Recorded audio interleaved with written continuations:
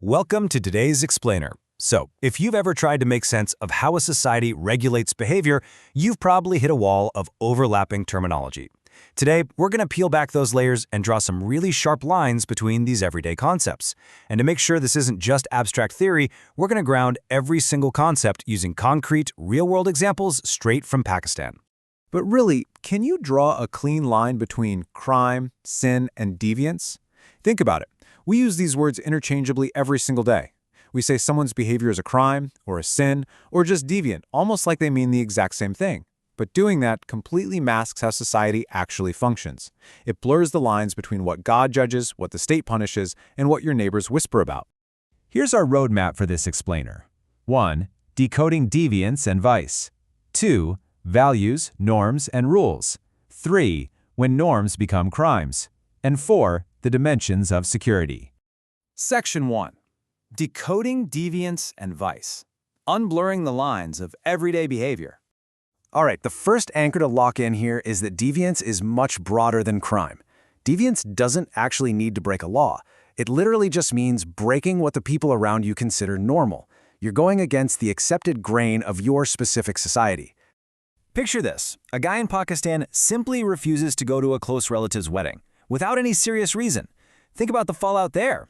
Nothing legal has happened, right? No police officer is going to show up at his door. But his family and his wider social circle, they will immediately treat this as deviant. The social consequences are real and they are immediate. We're talking criticism, distancing, and a whole lot of gossip. Now contrast that with sin, a violation of religious or divine command. The absolute key distinction here is that sin is judged by God, not by the state. In a Muslim-majority country like Pakistan, sin plays an unusually visible role. It's out in the open and often blends right into social judgment in everyday conversation. Notice how these circles kind of overlap. Sometimes an act is both a sin and a crime, like drinking alcohol, which is prohibited religiously but also punished legally. But then, look at what we might call pure sin.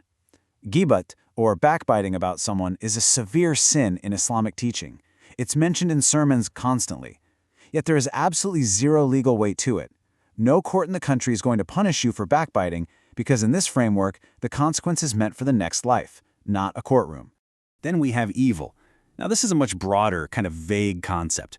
When people see something like the exploitation of child laborers in brick kilns under bonded labor, they don't usually start by citing a specific section of the penal code. Instead, they reach for moral language. They call the practice evil to condemn the sheer wrongness and the deep harm of the act itself. Finally, let's talk about vice. These are illegal activities that offend community morals. But here, the harm often falls mostly on the participant, rather than an obvious third-party victim. Gambling and prostitution are your classic textbook examples. The law steps in here to protect a moral standard of the community just as much as it's trying to protect an individual person. Section 2. Values, norms, and rules, the underlying engine of society. Think of it this way. A value is a belief, but a norm is a behavior. Values sit one level deeper. Honesty is good? Well, that's an abstract value. Don't lie to your teacher is the concrete norm that stems directly from it. Values are the roots, and norms are the branches. Let's see this in action within a real cultural context. Take hospitality, an incredibly strong, deeply rooted cultural value in Pakistan. Look at how this single value generates a whole cluster of specific, unwritten rules. Always offer tea to a guest. Insist a visitor stays for a meal. Never let someone leave your home empty-handed. Those are 3 totally different behavioral norms, but they're all powered by one underlying value. But what happens if you actually break one of these norms? You won't get arrested for not offering tea or for failing to stand when an elder enters the room, but society will for sure enforce it. Breaking norms brings a high social cost, disapproval, awkward silence, and being talked about. The community basically polices itself through pressure. Section 3. When norms become crimes, the state steps in. Okay, here's a vital distinction we have to make. Every crime is technically deviant, but not every deviant act is a crime. Imagine the Venn diagram logic here. Deviance is this massive circle encompassing all broken norms. Crime? It's just a much smaller circle sitting securely inside of it. Breaking the law is always breaking a norm, but breaking a norm is definitely not always breaking the law. We can actually map this out step by step to see how a deeply held belief warps into a codified criminal act. Step 1, you have the deep cultural value of family honor. Step 2, historically, that value produces informal norms around monitoring and controlling the behavior of women within the family. But then, Step 3, in its most extreme and distorted form, this produces karo kari, or honor killing. This is unambiguously a crime under the penal code, yet informally, you'll still see some try to defend it using that original Step 1 value. So ultimately, crime isn't just this random list of bad things.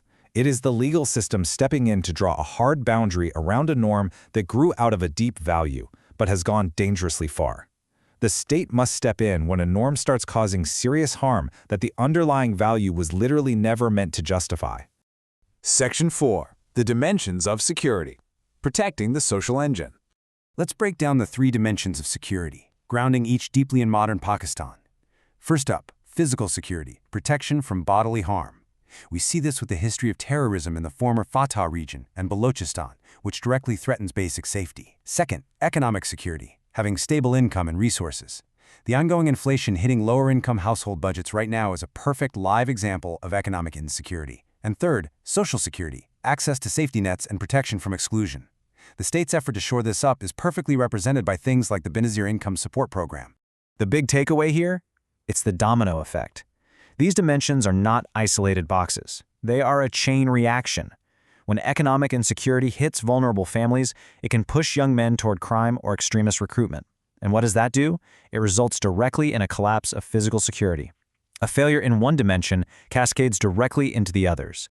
We've covered a ton of ground today, from the social costs of skipping a wedding to the macro-level collapse of national security. But I want to leave you with a really provocative thought to chew on.